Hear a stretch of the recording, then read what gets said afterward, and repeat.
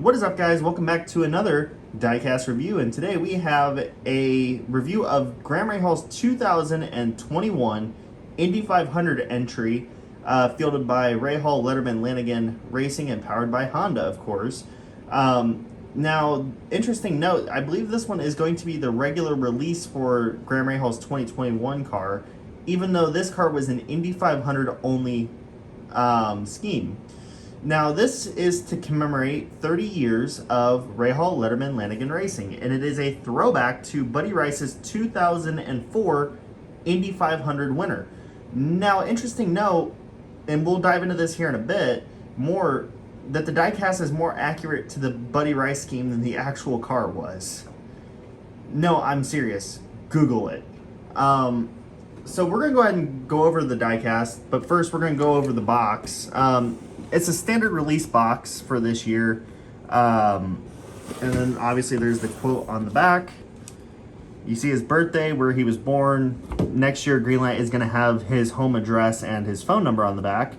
And you can read that. So let's get the box out of the way. So let's look at the diecast. Here on the nose, we got United Rentals, which is the primary sponsor of this car. And they do have some really good schemes overall. Last year's Indy 500 winner, or Indy 500 third place finisher, and his car from the Indy 500 was a beautiful scheme. And this one, it's nice because it's a throwback. It's something that we can all remember, or most of us can remember. So, anyways, we have the Rahal, Letterman, Lanigan logo. We have Delara, People Ready, and One Cure, HPD and Honda, NCT IndyCar Series, Total, Luther with a little car with a price tag on it. How cute. And then we got the number 15. Now, this is the first time since, I believe, 2017 that we've seen the number 15 without the Stars and Stripes logo that has become synonymous with this car.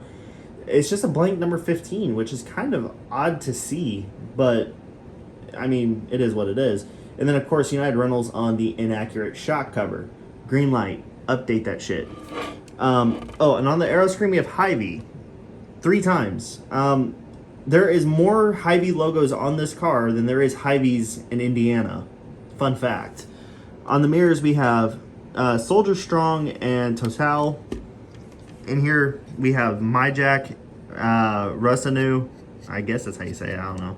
And then Aero Paints, which was the paint supplier for this car. Now, the real one obviously had a more metallic tone to it. Also, interesting note, in here on the halo bar, you can see where it transforms from black into white with a weird underspray gradiency. Anyways, United Rentals on the side pod, and then up top, their logo. Turns for Troops on the under tray. They've been with him since the 2017 Grand Prix of Indy. And then we have Rahal, Letterman, Lanigan, and then Rahal with the American flag, because nothing says Lieutenant America, because the Red Baron, I mean, Ryan Hunter-Reay is Captain America, so he, I guess, is Lieutenant America or something. I don't know. If he wins a race, he gets to be Commander America, I guess. We get the stars that kind of fade off towards the white rear wing and gearbox area of this car. But you can see them kind of flowing back. United Rentals, Luther, One Cure. And then we got Fifth Third Bank, Hub, and then the NTT P1 Pull Award. And then you can see powered by Honda and Fifth Third Bank. And of course, Speedway Fuels, because they're totally disappearing and getting replaced by Shell next year. Now, we do have the two-tone rims on this car, which is kind of a staple for Rahal cars, or Rahal Letterman cars. But interesting note, it does not have Indy 500 tires on it. It should.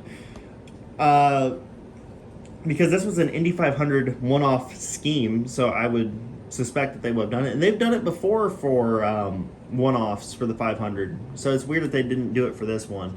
But I guess they didn't because this might count as the standard release. I don't know. Where the number used to be on the rear wing, we get a star. And then, of course, turnsfortroops.com. And Soldier Strong, even though my Soldier Strong logo is kind of messed up. Obviously, we get the same diffuser and all that fun stuff that we always do. And it's actually appropriate that this car is on the oval scheme, or on the oval kit, excuse me, because we talk a lot about the paint scheme in this video, because Yeah. So yeah, and then this side is pretty much the same, just no fuel Buckeye. And interesting, this roll hoop. The fact that it's blue is a little bit of a departure away from the Buddy Rice throwback that they were aiming for, because the airbox on that car was indeed that maroon color, and it would have been nice with the white camera pod up here too. So let's go ahead and take a look at the car. Now, obviously, the Buddy Rice car was a little bit more successful than Graham Rahal's, with him kind of losing a wheel and crashing out just past halfway, and that wheel would go hit Connor Daly. Hi, Connor. But you can see this looks pretty close in terms of colors. Now, as I mentioned at the beginning of the video,